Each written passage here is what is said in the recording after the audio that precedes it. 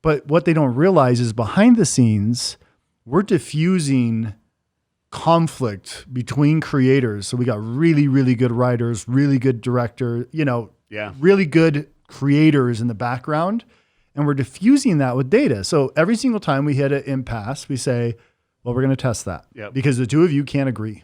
In this episode, we're talking with marketing genius Jeffrey Harmon. Jeffrey got his first taste at marketing at the age of 12 when he decided to sell potatoes in another state to pay for private school he wanted to attend. Since then, he's disrupted the ad industry when he co-founded AuraBrush and made online video ads. He then co-founded the Harmon Brothers, marketing agencies behind viral campaigns like Squatty Potty, Purple Mattress, FiberFix, Chatbooks, ClickFunnels, and so much more. This is Creative Disruption, the intersection where entertainment, data, and creativity meet. Here's your hosts, Ricky Ray Butler and Derral Eves. Welcome back to the Creative Disruption podcast, where we talk about everything that's disrupting the industry and the people that are making ripples in the community. And I'm joined by my friend, Ricky Ray Butler. How you doing, Ricky? Doing great. Are we still that friends? Intro is getting better and better. No, congrats here. Okay. There we go. I'm very happy with that.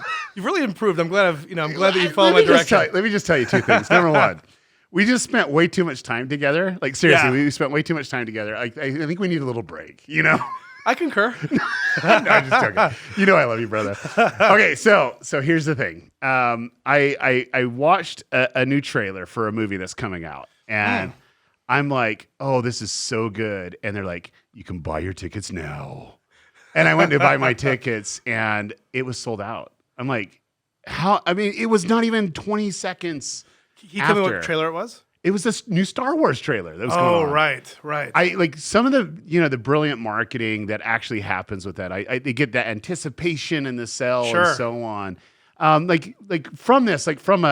a consumer's perspective and also from a business perspective, like, have you seen a lot of shift with data? When companies know certain data, and what I want to kind of banter on, and I want to lead it into a discussion with the guests that we have here today. But have you ever seen the videos that every Star Wars trailer is the same? No, it is like off the charts. Like they will literally take it frame by frame, second by second, and it's the same type of, okay, here's the emotion, here's the explosion, and it's like identical down to the thing. It's like the trailer from Star Wars is pretty much the same thing every single time. No, I bet they got better and better at that because of YouTube and being able to see all the live data and how people react and see when people drop off and like when they stay on. That doesn't surprise me that they figured out how to make a science behind it. Yeah, they probably have a model where they know exactly what needs to happen with that trailer. Yeah, and I'll tell you what, like I am a Star Wars geek and a half. Like ever since I went as an 8-year-old boy to watch Empire Strikes Back with my uncles. I was like 100% adopted into you're giving us your age. That nerd culture. No, it's all right. I'm an old guy. But like the whole thing is like I love the storytelling of Empire. It was just off the charts. But what I thought at this time, and it's really kind of ironic, is Star Wars is actually disrupting the film industry, like the actual model. And then two, there was a component that actually disrupted Hollywood even more, which was merchandising. Sure. George Lucas didn't have as much control over Empire Strikes Back, and that's probably one of the reasons why it's so good. Yeah. It's like he had to take a step back because the Directors Guild actually... His creativity, I would think the best of them, I think. I think so too. But he was more focusing in on the business and the merchandising because they were just killing it. And they didn't have the distribution rights and stuff for Star Wars. And so they wanted to make sure everything was set with this. But it's like unbelievable. Well, this is my question for you specifically, like with Star Wars. You mentioned that... you saw the trailer, you went to go buy tickets, and it was sold out. I bought tickets. You ended up buying tickets? I bought all the tickets. I bought 10 tickets. Okay. I bought every row. If I could buy the whole theater, I would have done it just so I could watch it in peace. So they didn't sell out. You got there just in time. There was the one that I wanted to at 7 a.m. or 7 p.m. that sold out. Okay. And so, but I was able to get it. So this is my question. And we've seen this with games that have launched this last year where they just like launched out of nowhere. They had a trailer and you could go get the game. Yeah. Immediately. There's no driving excitement and momentum over time. I wonder with Disney Plus if that's what's going to eventually happen with Star Wars.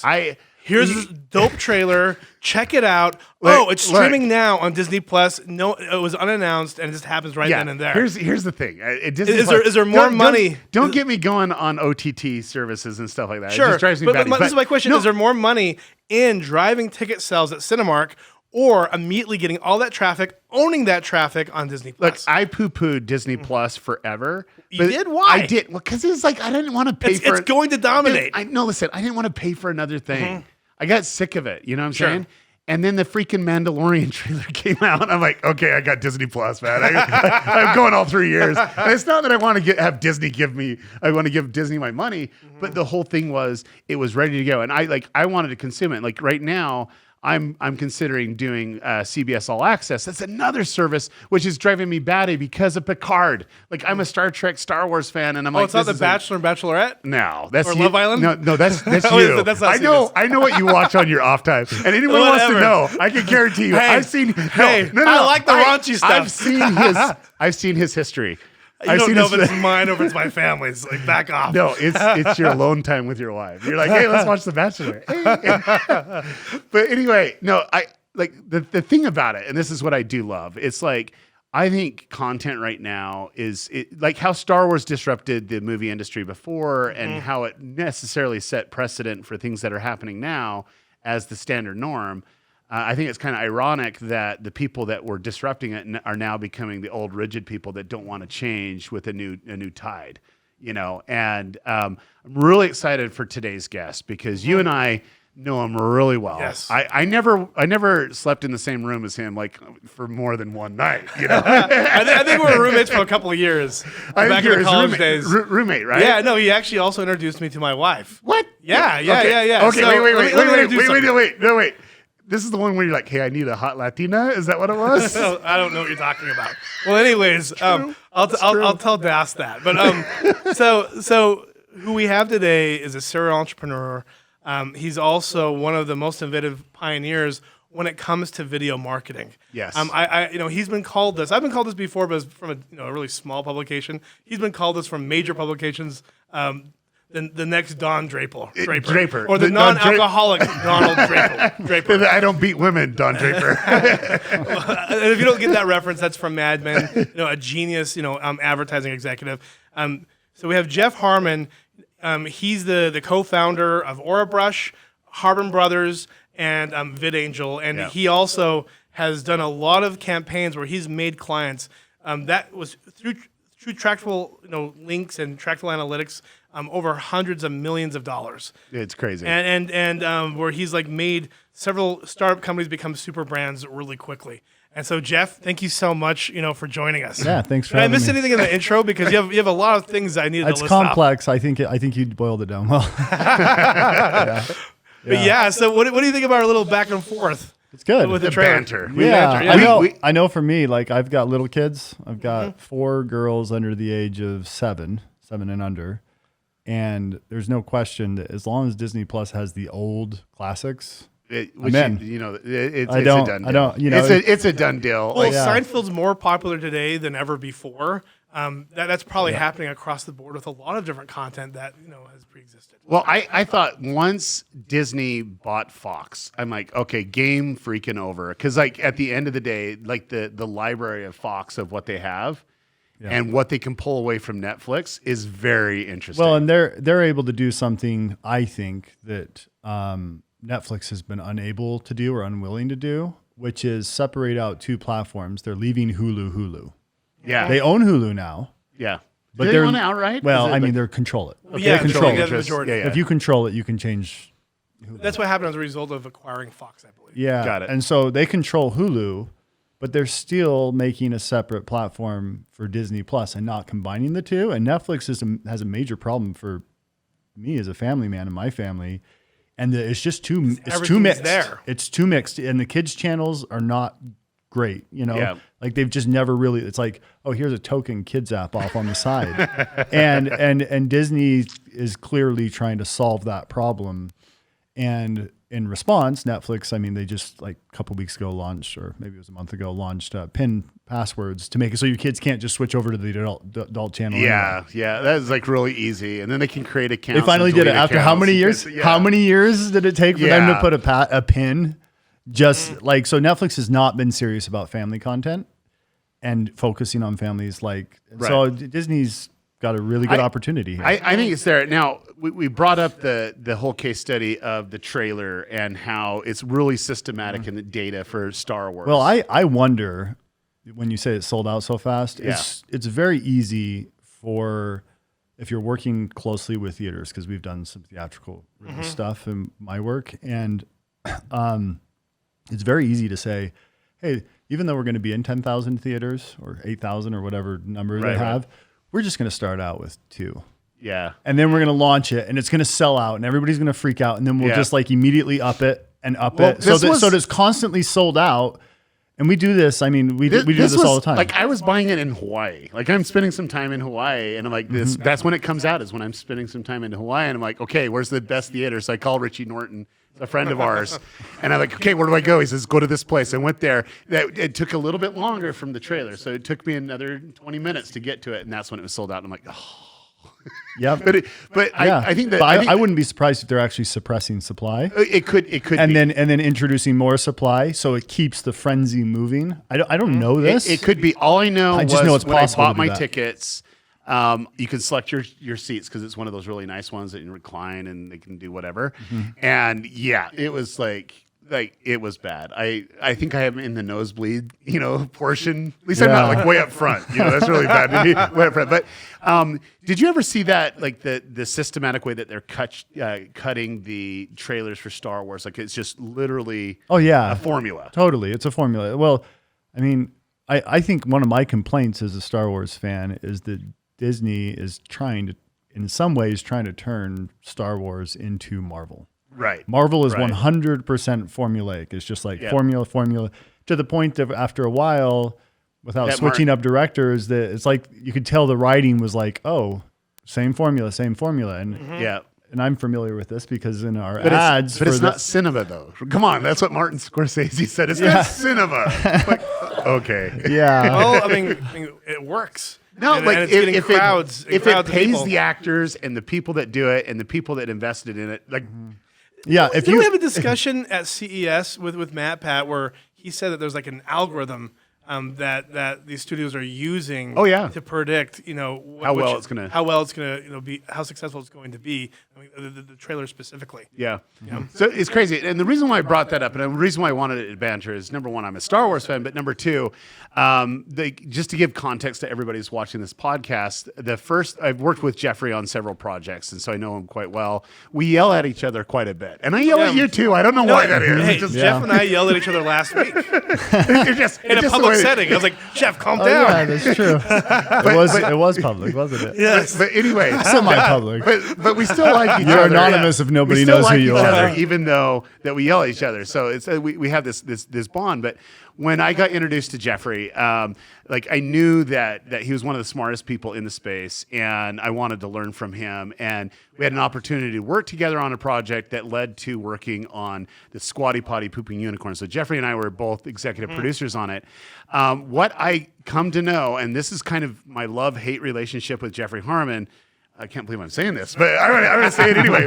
But like, he's a data-driven guy, and he will split test everything. If he ties his shoe in the morning, guess what he's going to do? He's going to split test to see which way is the fastest way to tie his shoe. No, but the thing about it, though, is I've come to appreciate how much better the conversions really are, because that campaign is still, like, 4 years later, it's still converting because it converts. All you got to do is scale it, and it's scaling it. It's just kind of going from there.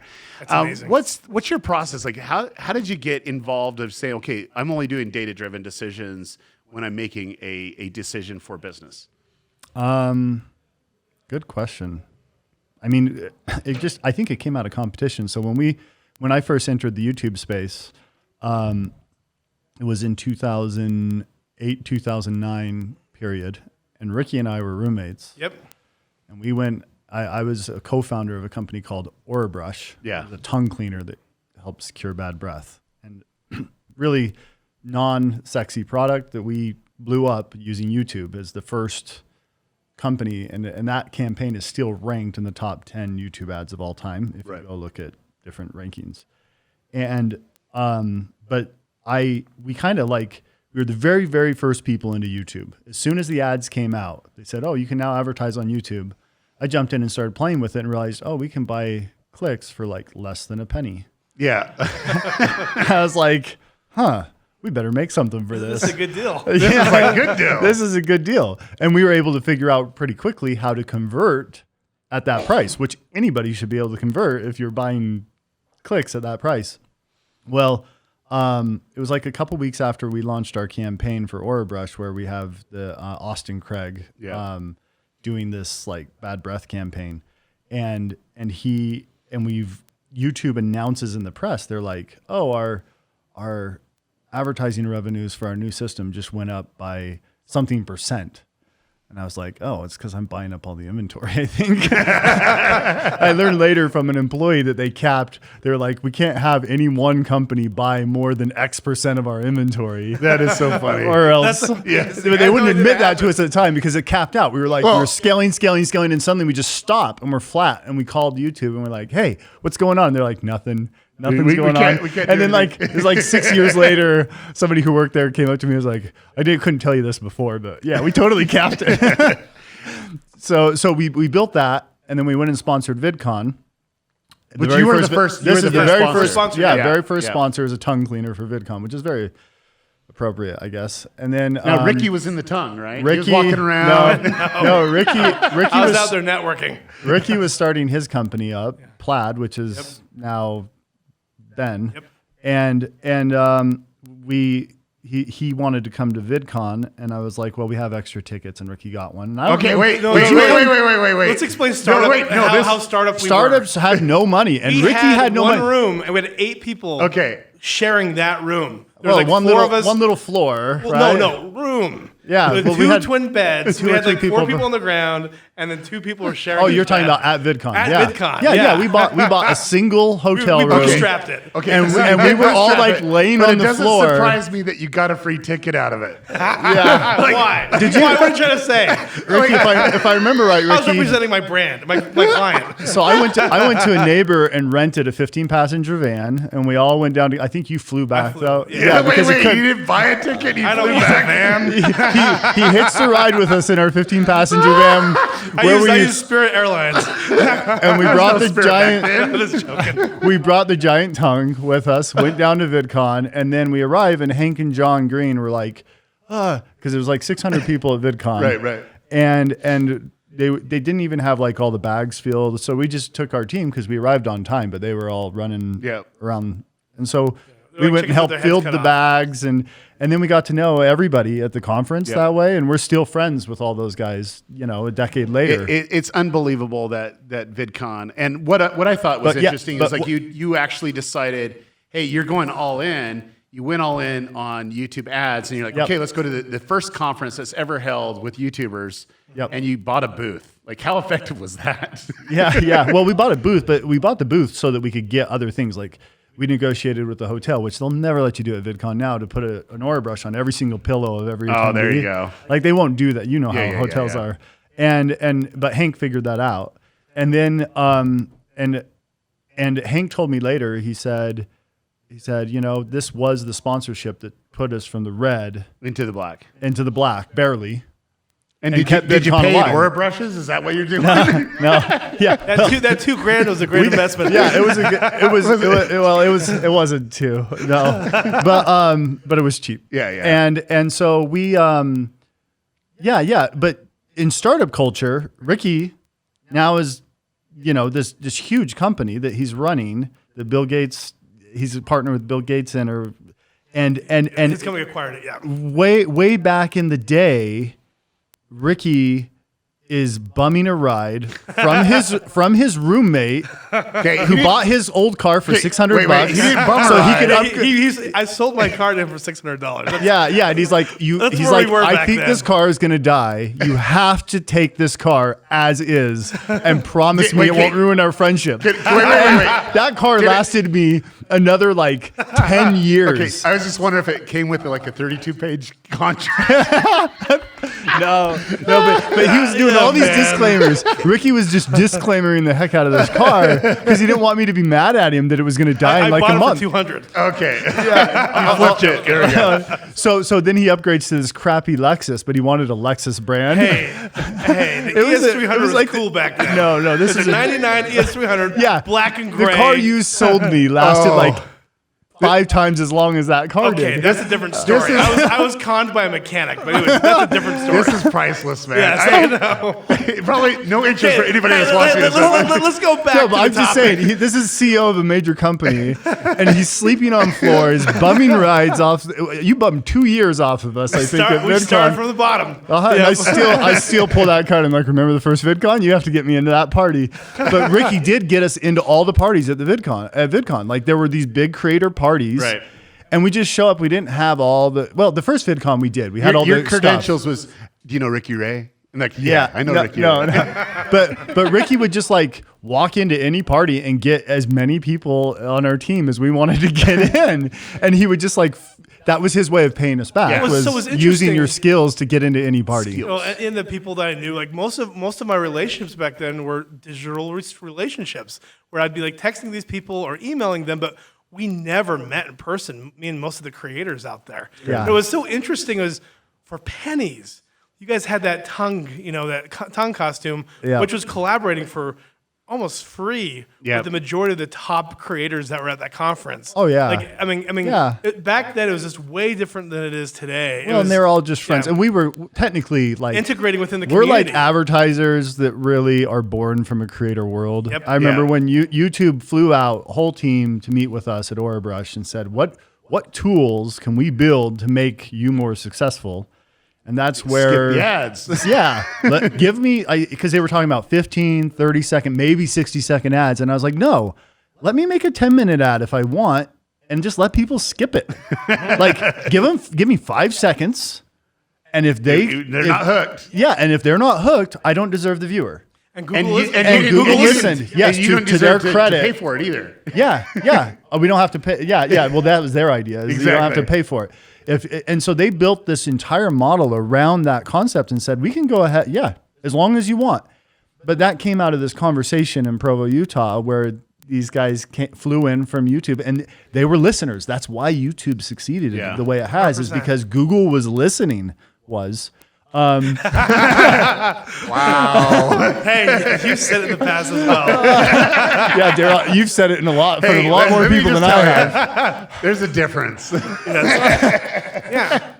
Yeah, but those guys don't. None of those guys work at YouTube. That's- Yeah, that's so I amazing. don't feel bad about saying that. It's amazing that you were able to really help, like influence, the ad spending and the media buying on YouTube, but Mm-hmm. also back then, a lot of creators were benefiting via AdSense from your guys' buys because you guys were That's right. You guys were one of the biggest ad buyers back then. Yeah, for the moment. It was the and beginning, this right? was so funny. The very beginning. So this commercial or video had like a talking head, from a guy that was very witty, Yep. talking about bad breath and how there needed to be a solution for bad breath. And it was so funny as it got like 50 million views. Yeah, I don't like 100 remember. million Yeah, views. it's 50, Well, 50-ish million Yeah, views. and what's interesting is everyone back then thought this is a viral video. Well- this is viral, but the truth is, and even you guys Yeah. were even called the top 10 viral ads Of that year or of something. that year. Yeah, But 'cause what's they didn't funny is understand how it works. Every view is paid for. No, about 40% About 40 because it was okay. getting shared a lot. Well, it was The getting bar shared a for lot, okay. virality goes up every year. Well, Meaning, in order to get the product for free, didn't they have to share it on your site? yeah, and back then, if you advertised, they didn't push down your ad. Like Yeah. you would advertise, and as long as it got shared, they'd be like, oh well, it deserves more stuff. Now It's changed quite a bit, It's yeah, changed a lot to where if you're a commercial company, they want you to be paying for the ads, but the other big thing is we created this web series called Diary of a Dirty Tongue, with we have this Morgan the Orbrush tongue, and we created like, I don't know, it's like 60 episodes or something. And we ended up with 200, 300,000 subscribers, which is a ton at the time, on a branded vlog of a giant tongue just doing vlogging stuff. And I remember telling, and this is something for marketers, is the guys from Google came and said, well, who do you compare yourself to? Like, they were talking about what Coca-Cola is doing or what this is doing. And I remember going to the second VidCon, and a guy came up from Google and gave me a hug and was like, thank you so much for what you've done to our platform. I'm the one talking directly to Coca-Cola. And they're using you as a case study. Yeah, and he's like, and you're breaking down the doors. Yeah. But the big thing is I said, look, we don't care what the brands are doing. We care what the creators are doing.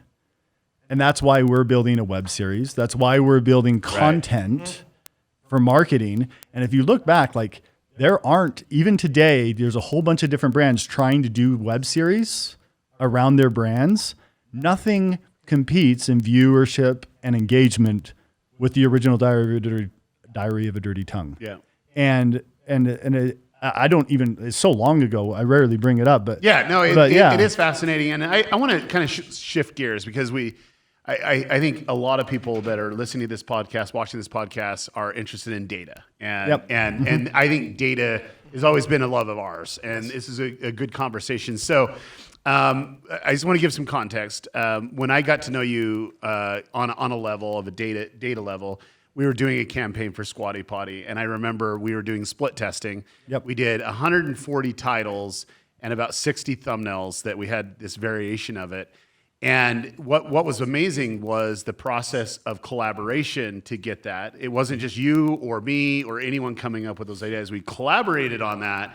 And then it was like, okay, and this is something that he says to this day, we'll just let the data make the decision. We're not going to make the decision. The data will tell us. And it drives me nuts sometimes, but the whole thing. But it keeps artists in check. It does. Yeah. And I'm an artist as well, and I direct and co-direct these commercials, right? And the stupid fights over art, and they'll escalate and eat everybody's time up. You just say the easiest answer is, if this is that passionate for you guys, we're just going to spend a little bit of money and we're going to test both ideas. Have a couple of options. Yeah, and then we'll look at the data, and then we'll know what our trade-offs are.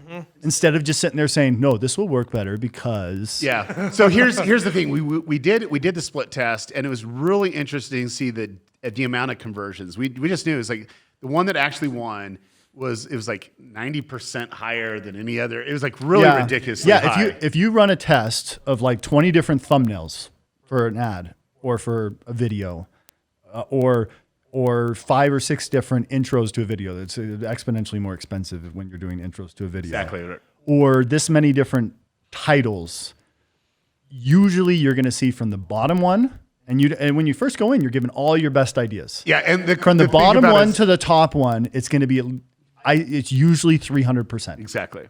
And the chances of one of those ending up, if you don't test, it's just a guessing game until you test it. Right. And the thing that I love is, like, we all have our favorites, and you're able to see, hey, this one actually had a higher click-through. But what was interesting is when you start marrying, so you did the split testing on the titles and then the thumbnails, and you kind of bring it together, which one actually works together the best. And that's when I saw a huge increase, because it was like the winner for Squatty Potty, it just blew everything out of the water. Nothing was even remotely close. And like, I just want to make it clear that was my title. That I always do it, but it was the one that. But it was with 140 different titles. It was just one of the ideas that we had. But it came from inspiration of a title that Daniel had in there, and I'm like, oh, that's pretty cool. What if we did it this way? And so it's a collaborative effort.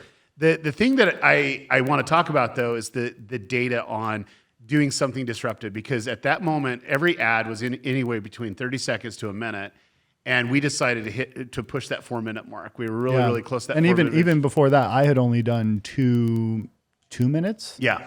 With Poopery. Yeah. We'd done Poopery, and that was 2 minutes, 15 seconds. Which is another amazing. And which I was told that was way too long. Yeah. At the time. We basically. And we doubled it. Yeah, we doubled it. And I'm like, okay, so how do you feel about it? And I go, I feel good, man. I go, it keeps me engaged. It's like that. And he goes, me too. But I'm getting everyone telling us it's way too long. and this is the thing. He goes, let's just check to see the audience retention on this. And we had some tools to do that. Mm-hmm. And I was blown away. We had 96.7% of the test that we had, the people started the video that actually finished it. And we're like, okay, we don't need to listen to anything. Yeah, well, and that's with your very first stat. Yeah. So, and data always like, whatever your best data is when you're not scaled, it's going to get a lot worse. Right. As you go more general. Yeah, the rule of crappy averages is that the crappy statistics is that you're going to go down. So if you're in like a startup, this is just a little tangent. If you're in a startup and your data sucks at the beginning and you think, oh, with scale, it's going to get better. It's not. If your data is amazing at the beginning, maybe you can scale. Maybe. Well, you had several calls to actions throughout the video. Yes. We did. That was it was very disruptive. It was one solid call to action in the middle, but it was like the soft call to action, and then one just. It was so disruptive. It was very bold on that for sure. The writer like seriously. Now you see our style of ads all over. Yeah. Well, this makes sense, and the reason why to me it makes sense because I think usually a traditional ad, 30 seconds or a minute, it's to sell the audience from A to H. Get them to. Change their perception, try to check it out. With this ad, where it was 4 minutes long, you had the time, in detail. Well, first entertain people, but in detail to sell them from A to Z. Yeah, that's right. And so being that it was longer, it potentially helped the amount of conversions that came as a result of it. Well, I look at it from this way, and it was like he told me the idea. He goes, I want to do a unicorn pooping ad. I'm like, I'm all in, dude. What do I need? Where do I sign up? Now I know Derral better. I realized that wasn't even like a hard sell. that was it. I'm like, this is like unicorn is gold. And then we find ice cream. This is really this is really crazy. But so we started doing some research. Okay, we got to start coming up with the idea of what we need to do. I got sucked into this subreddit of bronies. I didn't even know a brony existed. Yeah, we were out there. We were like, hey, Jeffrey, did you see this? He's like, no. What is that? Yeah. But what was fascinating though was, the whole model, and this is what I think anyone can learn. Like if you're going to disrupt something, go with your gut, but let the data decide how to do it. And we went with our gut. There's a lot of things that we wanted to disrupt, and we felt it was good. And we thought, hey, we can keep people as long as we have a really good hook without sound, mind you. We can do it. And we actually did something that I don't think we've ever talked about publicly, but we actually did an animated GIF of the unicorn pooping, and I put it on pre-released. Pre-released, and I put it on that brony. Like I had a little subreddit type place that I put a post there, and it went viral on Reddit. We were like on the front page of Reddit, and it was like, hey, you were announcing the commercial coming out. Yeah. It was like all will be revealed in a week or something. Yeah, it was like a few days or something, and I remember trying to figure out how to make a GIF. Exactly. When we were sitting there like, what should it be of? And we got this like, it's just the unicorn's butt. And just filling the ice cream, and it's just going up, and that's it, and it just goes up over. And I'd never made a GIF before, so I was making that. But it was awesome. But I think that's the whole thing that you can learn. And so I learned a lot about the process. I learned, I think, from the project working with Jeffrey and Daniel. They were like Daniel was a creative director on it as well. It was messaging and. You can't compromise the sell first, and that was the biggest takeaway for me is sell first, and then you can entertain a little bit later. Yeah. But if the entertainment takes away from the sell, you're losing ground. We had this huge influencer that came and was part of it. Like that's part of the things that I was doing. Is okay, we got someone here. He was cranking the conveyor belt, and they shot everything. Everything was ready to go in the edit. Daniel turns to me and says, "No, that takes away." Jeffrey goes, "Yep, it takes it away," and I'm like. He has a huge view, and he goes, no, you can't do that. But what happened was, and this is the important thing. Are you talking about the activation that we do with him after? That's the whole thing is we actually took the footage and I gave it to him. I says, okay, here's all the footage that you have. And then we actually did an activation for that creator. And all he says, like, I was involved in this commercial or in this video. And he said it was super fun to be on the shoot. Yeah, is what I think it was like the first 48 hours or like the first couple of days is like a 50% click-through rate. Yeah, no, it was crazy. And then it went down to like a 20%, which is still insane for the time when it came out. But no, that's interesting. I didn't realize they didn't make it into the video. No, it did. Yeah. Like he was like the elf that was actually cranking the conveyor belt and all this other stuff. But it was pulled out. But what was interesting was, number one, he was super cool to say, okay, no, it's great. And he was still willing to push, that in a unique way. And then he definitely was pushing the video of him cranking. Oh, this is what got cut out. And, talked about the product itself. Yeah. So, I mean, it worked real well. But I think the whole essence of the reason why I bring that up is because that was the beginning of our relationship. I mean, we worked on a project before that. We had worked on some stuff, but we were over capacity. Yeah. We couldn't keep up with everything we were doing. And I was like, Derral, I need some extra help. Yep. On this one. Yeah. I can't keep up with production on this. What was cool from it, though, was once I was able to see your process, it made me reevaluate. Okay, there's a lot of things that I'm doing that I can change. Like I shouldn't make a reactive, passionate decision when data will actually do it. Now, I can be honest with you. Back then, we didn't have the tools that we have now. I mean, we have some amazing tools. Well, that's a good lesson to like teach and learn. Is being able to work with other people that are creative and innovative and learn like what are strengths that they have that you don't have and what are weaknesses that they have that you don't have. And then being able to learn from that and build from that. That's powerful. Yeah, it definitely was. How many sales were generated as a result of the Squatty Potty video? They did. I know in the first year it was $45 million. Yeah, so they went from a $3 million, if I remember the numbers right. 2.8. Around $3 million to 45. No, well, so we They launched it at reported Christmas 45. time, but I think the 12-month was 40. Yeah, something. we launched it in October. Yeah. We were in Poland. Yeah. So we launched it, and this is ridiculous. This is a bad story, but it's a bad story. So we're with our wives. Wait, was in it Poland. when I was in Poland with you? No, we're in Auschwitz. Yeah. So that's when I left. The date already. came, and Ricky had just left Poland, so we're friends. Well, yeah, okay. Well, no, so we should probably give context. Poland. Once a year or every other year, we usually go to Poland and because we have some donate really our close time. friends really good there. friends. Yeah, and it's basically donating our time for the creator community there to just learn what we've learned in the West and like how to better monetize and how to better grow their audience. Yeah, and so we have deep relationships there, and we wanted to go see some things in Poland, and our schedule got moved, and so we end up launching while Derral and I are sitting on the train tracks at Auschwitz with our phone. It was really bad. Like publish. And then we're in and out of Wi-Fi coverage. And I was we were like kind of embarrassed. I was so embarrassed because we were talking like, okay, guys, launch this. Because here's the two guys that's in charge of the launch strategy. Yeah, but we're just stuck. We're just where we are. And we're like, this is so irreverent. So it's very we want to cut that one out. Daryl's face is red, but this is just life. Like this is how it works. And there's super ironies like this. So we're driving back though. Well, in Poland, in a lot of those areas, it's hard to get any bandwidth. No, it was horrible. So we're sitting there stopping off, buying new cards to try to get more data top up. Yep. And then we're like driving on these country roads and there's no data. And we come back to data and we're like, whoa, it just hit 1 million views. Yeah. Whoa, it just hit 20. And it was like 25 million views in 24 hours. Yeah, it was almost 30 because he comes up, he goes, Derral, you'll never believe where I go, we're at 18. And he goes, no, we're at 22 million views. I'm like, we're just driving back. Yeah, we were just driving back on an overnight drive, but we just like hit data spots and be like, bloop, whoa, this thing's going crazy.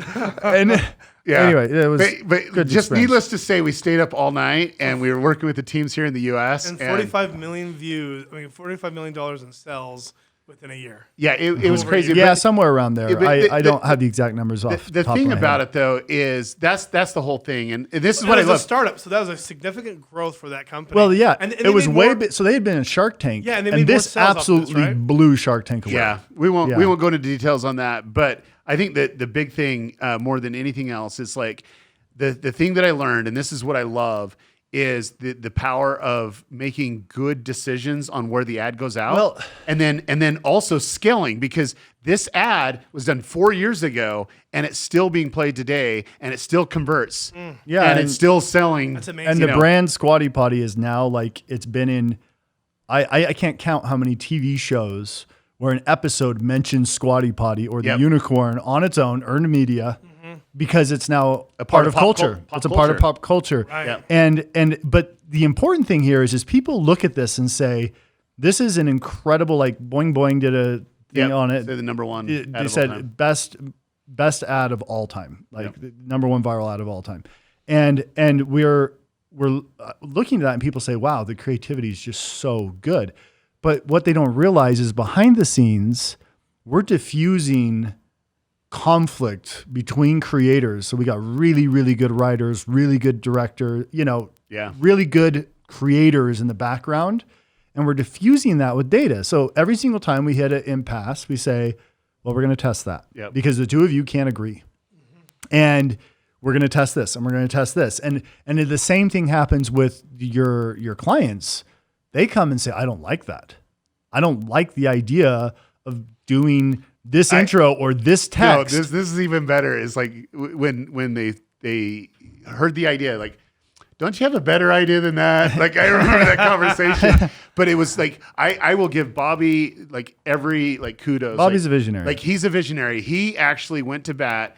And I don't know how many CEOs out there would say, look, Bobby's the CEO of Squatty Potty, was at the time. He was. He now sold. But the whole thing about it says, look, I'm going to take a risk. And it wasn't a small risk. This was like a lot of money. We're talking, $500,000. And, I'm going to do this. I'm going to do it. I trust you guys that you're going to do it the right way. And I remember turning to Jeff. I go, this guy's nuts. Because like most people wouldn't ever, even consider that, but he was a visionary, and like all props to him for taking that risk. And also I think props to the team, at Harmon Brothers of really understanding the data. But I can tell you this though, there's data and then there's Jeffrey's data. And I want to talk about that a little bit because that was the first project I was able to see it where you're pulling in data of, the landing page. So we had a great conversion video, but then it was going to a landing page that wasn't converting. And this is what was interesting. And this is probably the biggest takeaway that I've ever learned from you. And I don't think I've ever told you this, but it was, the Squatty Potty was priced at $24.95. And Jeffrey goes, the split test that. I'm like, so what? We're going to test all the prices. All the prices. And the guys are going, why would you do that? Why would you test all the prices? And do you know what the winner was?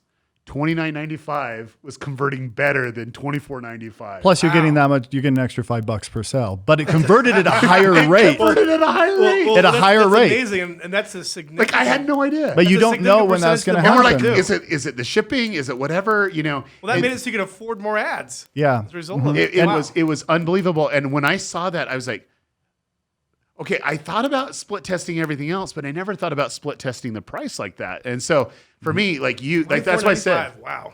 They still split test to see where everything goes. I mean, you just go for the winner. But technically, it's hard to test. Yeah, right. We had to build it out, but it took so long. Off. But the thing about it, I know we had a lot of pushback because when you have an established brand, you're like, oh, we can't make the landing page convert because we have to stay within our brand standards. But once Bobby says, no, let's just let them do what they do, and we'll just try to make it the best that we can. Well, that's what we do almost universally. I mean, like we go, well, let's focus on data because there's so many things we can do on a creative level, which I think is super fun. But data's also like one thing I don't want listeners to get confused by is if you're in a startup, there's a point, and in any company, where a certain amount of data is good and really helpful and super insightful and completely changes your company. And if you don't have that data, your chances of survival are next to zero.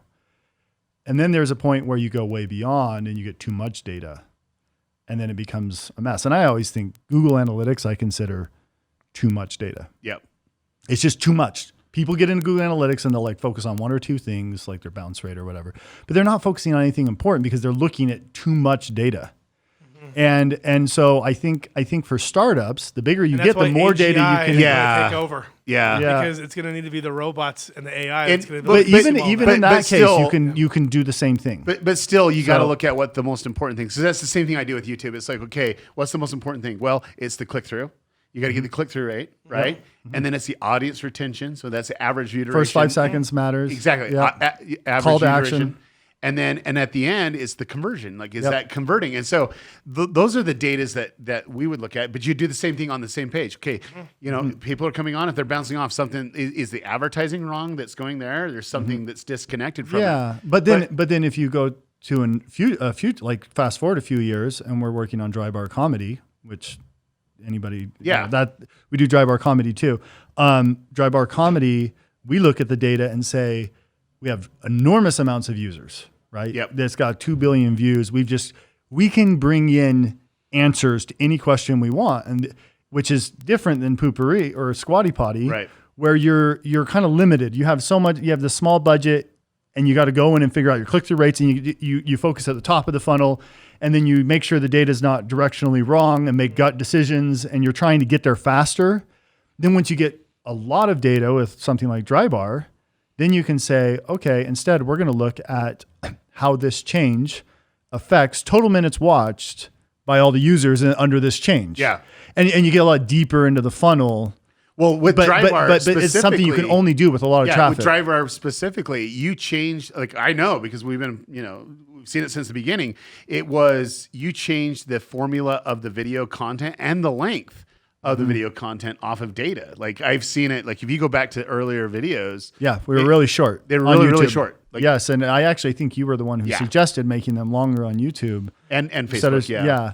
And so, but I mean, we test everything, even on content that's more viral. Like we don't buy ads for Dry Bar. It gets its own reach because we've got millions of fans and subscribers but you got the data points. Yeah, tons and tons, hundreds of millions of people watching. But what we do test is, and this is the difference, like Squatty Potty, if we hadn't tested our opening 5 seconds, our title, our thumbnail, the exact language that was going to be in there, and we tested it, and we went up over 300% below our bottom one, then our chances, it's the difference between those tests on a good video. Now you can't polish a bad. Turd. Yeah, you can't polish. That's a good. There we go. That's appropriate I used for this to live in setting. Idaho too for a So little bit. that's what I was gonna say first, but I was like, that's way too close to Squatty Potty. But you can't polish a turd. Like it doesn't matter how much you improve your click-through rate if it's no good on the other side, then it doesn't matter. But when you have good content, when you have really, really good content, it is the difference between tens of millions of views at the end. Like just this, taking the time up front to go and say, did we get the right thumbnail? Or do we not have a sucky thumbnail? Do we not have sometimes it's better to think in the terms of I'm not getting it wrong than in the terms I've got it right. Right. A lot of times that's because it's almost like looking for red flags. So I guess the true question is do you ever stop split testing? Because like ultimately, I mean, you shouldn't. I mean, so one of my mentors, Steve Oskui, who's a partner at GigaFund, and he makes, so you say I test a lot. Yeah. Compared to me, like nothing. I mean, I'm nothing compared to him Right. for split testing, and he's a genius. And so he's my mentor who I was going to get to where I got into A/B testing. That is the guy. And I would say out of a few people in the world that are believed to have coined the term virality, he's in the 3 or something people that they think may have been the first to coin that term, virality. So, but the point here is we do, like, if you're in startup mode, it's a different kind of testing. It's a mix between, can I find red flags with what my best impressions are quickly and kill off the red flags, versus when you're kind of scaled, then you can start to really like have rigorous saying, we're going to go for a week, set a time limit. We're going to have above this confidence level. We're going to make sure that it doesn't have any volatility in the graph. You know, like there's several different, there's like 3 different things you can do. You set a time limit and you don't turn off the test till the time limit's over. You make sure you check your volatility to see if they're switching spots recently before you make the decision. Mm-hmm. And then you make sure you're like a 95 or 90%, 99% confidence that you're statistically significant. And if you do those things, one thing most people who say, oh, I had this test and I got a 30, 40% lift, usually that's a small sample size. And if you did a big sample size, you're going to decrease, you still have the lift, but it's less of a lift than you think. And so when you're small, you go gut decisions, make sure that you're testing for red flags. When you're bigger, then what happens is you say, you'll realize this as you test, 9 out of 10 tests do nothing. They're just statistically the same. Yep. Anytime that happens, that's a wonderful feeling because then you can make a creative decision. Yeah. You make the creative decision. And if you're losing, then you have to you need the data to have the trade-offs. And almost all the time, it's very rare that creatives will look at the data and say, I'm still right and we should do it this way. And we're going to make the hard decision and go against that data for branding reasons or whatever. But it's very rare if you put the data in front of them. So it's very interesting. You guys are doing what we used to do back in the day in Web 2.0 days when we do display ads. Display ads are like you start with like 100, you narrow it down to the best 5, then you make another 30. You just keep narrowing it down. We do that with video. You do that same thing with video. And we also do that with influencer. When you work with thousands of different influencers, you figure out, okay, what needs to change with the content, what needs to change with the offering, et cetera, and it ends up being very successful. Out of all the projects that you've worked on, which video do you think has been the most successful? It's Purple is the most. The Purple campaign, which is interesting because less people know about Purple. Well, but the cost was the transaction. But Purple's everywhere. You had what is it, $1,800? Well, whatever it was. They went from $0 to $1 billion company in 18 months. Yeah, and so yes, it's a good mix of a product and everything. How many sales were driven through the video you guys created for them? I probably can't say, but most of that growth in the first 18 months was driven by our campaign. That's amazing. And so literally it turned, a company that didn't exist into a very strong to a $1 billion brand. I mean, you look at that video, and if you haven't seen the video, it's that whole egg test thing. The egg test, you just knocked it completely. Which our team, we came up with that together. Like, how do we? Because we're not into creative stuff, but Purple is definitely the most successful. I would say up there. Up high, and it may end up being more successful at some point, would be the Lumi ads, which are just this year, and they have gone from a $1.5 million company to I think if I remember the data right, it's like a $40 million run rate right now. It's crazy. Wow, that's amazing.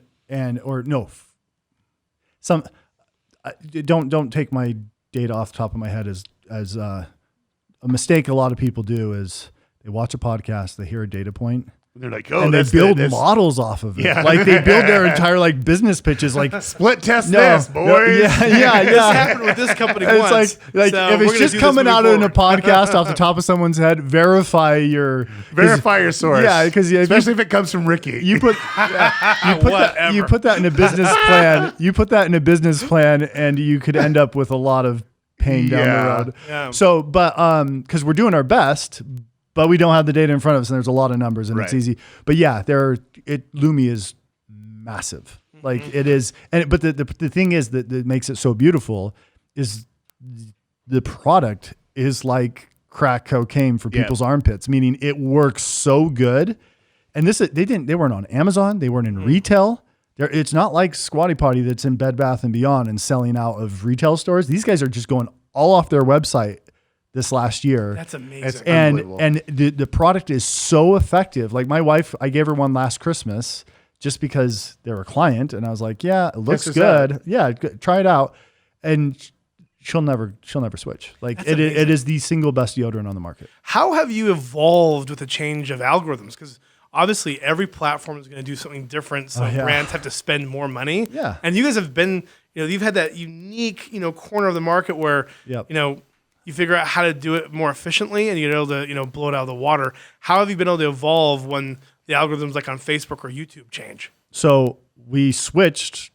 There was a point, it was around Squatty Potty's time, where the budget shifted from 90% YouTube, 10% Facebook to 90% Facebook, 10% YouTube. There was a big shift. We did.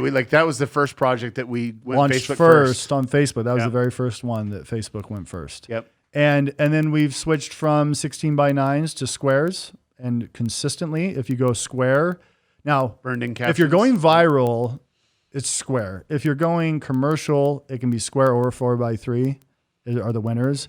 But it is a 300% better engagement rate to switch to a square. So any artist that sits there and says, hey, I need 16:9, I just have to have it. Disney's doing 16:9, which they do. They do, yeah. But they would get further reach if they didn't do 16:9. But they are Disney, so they can just bulldoze their way through it. So, but not most people cannot make that decision, and I think Disney's probably aware of their trade-off. Yep. Like I'm sure that they have decided we're going to do it this way. In our case, we're never working with a company that can make that trade-off. They just they don't have that choice, and so square 4x3 aspect ratio, a little more vertical. Do you do your subtitles on one line or two lines? We've tested that. One line's better. Yep. Certain sizes of fonts we test. We test the background color to the subtitles. So what you're saying is all the people that are copycatting your ads, they're working because you already did the legwork. You already did the data for it. Yeah, It's yeah, like, and that's fine. This is the way they do it. But the thing is sometimes they copycat our tests that aren't working. Or old stuff that they don't know has switched over now. Like, because Exactly. if you're not figuring out how to learn for yourself, for sure. Copying the process always leaves you a step behind. Because And I do get this. Like, we want a Harmon Brother-esque type video. I'm like, it's constant. wow, it's right? just like, yeah, it's great. It's endless. Okay, so we talked about algorithm, the shifts, just like that. Ultimately, we want to know, where you think the industry's going. What's going to disrupt the industry in the future? Is there anything that you're excited about that we want to talk about? Well, all my world right now is in the original content world. So Dry Bar and other projects that are pretty exciting. So I have a lot of thoughts there, but I don't have formulated enough to discuss in the ad world. One thing with Dry Bar, just to point out, we've talked about probably in 4 different podcasts, niche or like micro SVODs. Yeah. I think Dry Bar is, one of the first companies content groups. One of the first production companies or platforms to show that is on the rise. Yeah. They have their own app that's killing it. Yep. We got our own app it's where for Dry people Bar. can go watch family-friendly comedy. Yeah. Comedy. Well, it's brand safe comedy is what it is. I don't even know. I'd be careful about family friendly because right? there are some stuff in there that is for, but it's safe. It's brand safe. It's not crazy vulgar. It's clean, but there are still like adult level jokes that like a 7-year-old wouldn't get or something. But you're not going to be embarrassed to have your kid in the room while it's on.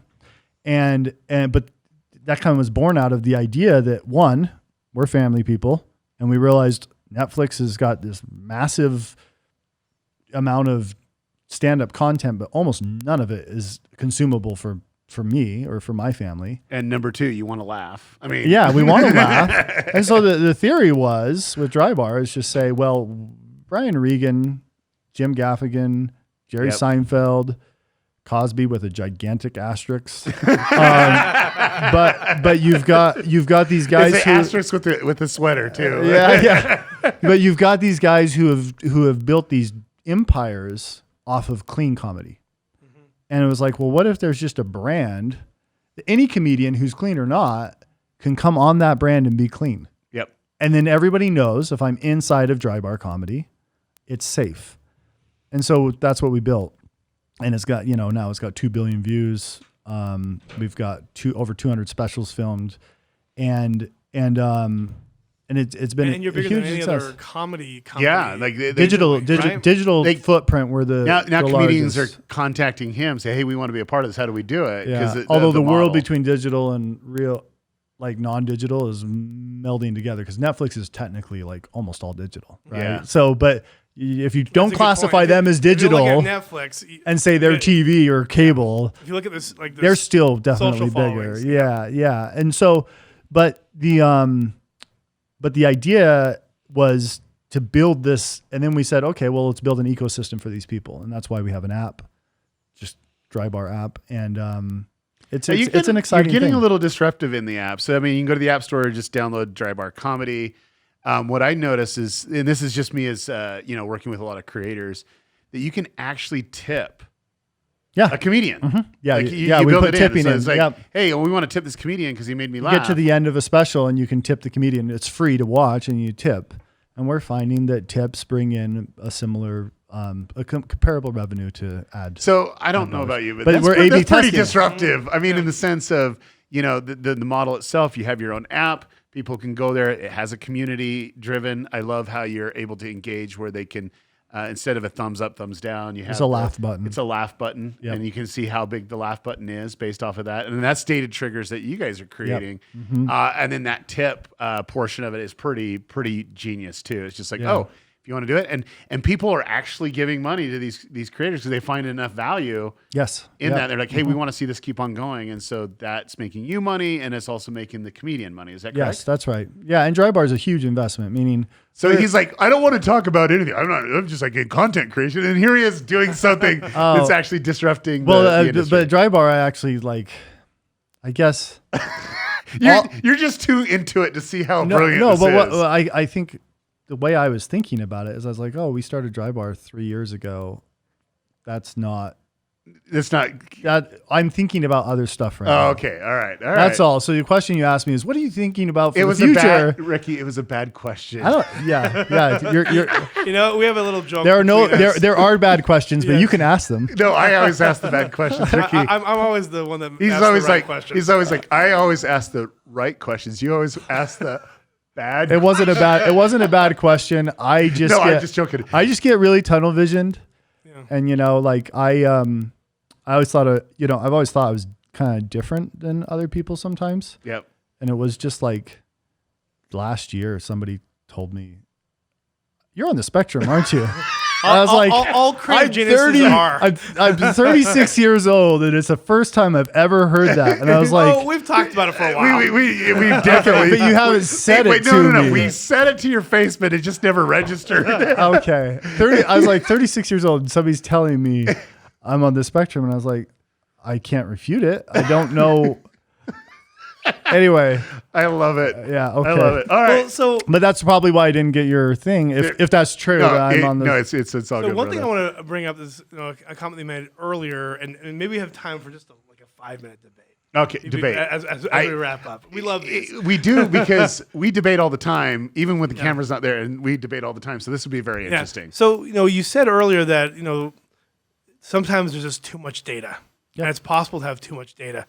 And from my perspective, like working with thousands and thousands of creators, and there's millions of there's millions of content out there.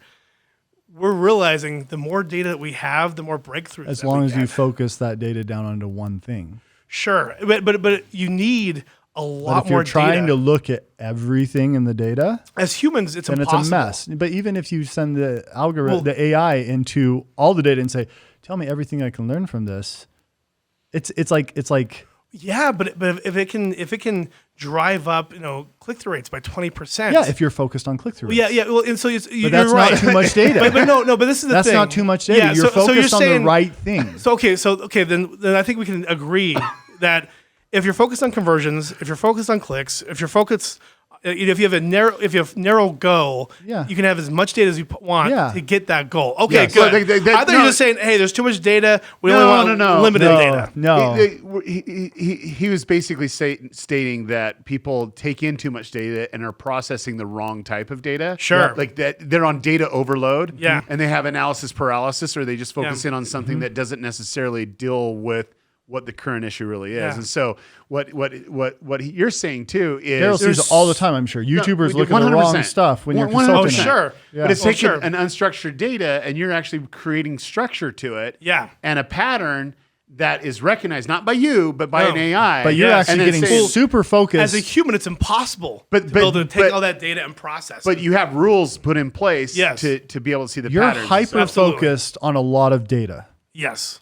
But you're not looking at everything else in that data and getting confused by it. And, saying, off on that. We're aligned there. Okay, so I'm glad we were able to clarify that because here, because I thought it's the more debate about was perception. You're perceiving that he was saying something. Like I thought there was only a couple of I data sets that probably you said had exactly access what to. you think I said. But up here it wasn't. Yeah, because I was like, wait, because what we've learned is most marketers are only using 10% of the data out there. They're using the metadata or the structured data. And when it comes to predicting conversions and sells or like clicks, stuff that is almost impossible to predict when creating content, you have to have, tens of thousands of different, data points out there or of content that's out there or videos that are out there to really look at it, 10 million different ways and figure out, okay, what are the patterns? What are the nuances in order to predict success? And so that's where I was like, wait, we did talk about this again because, I thought it was going to be a fun debate, but I guess we're all aligned, which is fine. That's usually the case because what we perceive. No, you're wrong a lot. No, wait, listen. All I know is I'm right more than you. Okay, let's end this. No. Jeffrey, thank you so much for your time. I could definitely prove it too. Okay, can we have one story from Jeff? So this is the thing. Jeff is a hustler and he's a serial entrepreneur. And what's funny is I think he would. He's been very successul, but I think from a financial standpoint, he'd be even much more successful if he was driven by money, growing revenue. But he's much more driven by purpose. But he's also scrappy and he's always on top. He's always Darrell's getting ROI. the exact same. Now, with that said, your background and your story, I think, is powerful and moving. How you came from, a very, how do you say it? Humble background with a really big family, and you supported most of your life selling potatoes and figuring out how to make money. Like, were you 16 or 17 when you paid for your own private school? 11. You were 11. So when he was 11 years old, but I had a scholarship too. He went out and sold Idaho potatoes and door to door to be able to make money to pay for his own. This is how smart he was. He knew where the suckers were at. It's like, you don't do it in Idaho. They already have potatoes there. Where do you go? Let's go to Arizona or Utah. I just went to the only place that I had to go, which was outside of Idaho, was Provo, Utah, where my grandpa lived. So I just I had gone to public school. I'd done some homeschool. I didn't like public school. It wasn't great for me. Were you learning? No, they didn't have a spectrum class. I don't know. I don't know why I didn't like it. I just didn't like it. And then there was a girl that went to this private school I liked. And so I was like, I'm going to figure out how to go there. You like the girl? I liked the girl. Okay. I didn't know that much about it. My mom liked the private school. But I didn't have a way to pay for it because my parents kind of like failed farmers at the time. And so I was like, I got to figure out a way to pay for school. And so I went to it may have been my mom's idea. 11 years old. I went over to my grandpa's potato cellar, asked him if I could actually, I call it my grandpa's, but I think by that time it was my uncle's. And I asked him if I could buy potatoes. And I sacked up 600 pounds of potatoes, threw it in the back of my dad's Ford Taurus station wagon, and he would drive down to Utah during the week. I thought you were going to drive down. No. That's when you're 14. No. My parents were super just understanding and like, yeah, sure. If you want to try this, you can. So we throw 600 pounds of potatoes in the back of his Taurus, and then we drive down to Utah, and I get out and I borrow my grandpa's bike, which is, he's a 6'5" guy. Okay. And then I go ride around the neighborhood, knock on doors, and I had a pitch I had written out that was, "Hi, I'm from Idaho. I'm Frank Harmon's grandson, and I am selling fresh Idaho potatoes from my other grandpa's farm in Idaho to pay for school. Would you like some?" And I made like $120 in an hour. I was like, "Whoa, this is good." That's great. And so now, was that profit or was that? No, because I didn't take into account like gas prices that my dad paid. I figured all that out later. Didn't pay any taxes on, I didn't know about businesses. I didn't know. IRS is coming for you. Well, now Utah actually, Libertas Institute got that law passed where kids can make businesses without taxes and all that, which is great. But at the time it was probably illegal. And then I went and just did that over and over again. Then I started borrowing my uncle's truck from the farm and drove down a whole truckload of potatoes, and then I would sell them door to door and on the streets. And I think in the end, after all the costs and stuff, it was like $30 an hour. Doing pretty good for a teenager. Because at 14, in Idaho, you can start driving at 14. So at 14 years old, I was driving down to Utah alone, selling potatoes. And then I get my older brother. I Was it recruited legal my to older drive brother. in Utah? Yeah, you have a driver's as long as you have a driver's Oh, license. right. Yeah. And so I'm driving down to Utah constantly selling these potatoes. And then I recruited Daniel, who's partner with me at Harmon Brothers and creative director. And we sold together. And then I recruited actually who is now the CEO of Harmon Brothers, Benton Crane.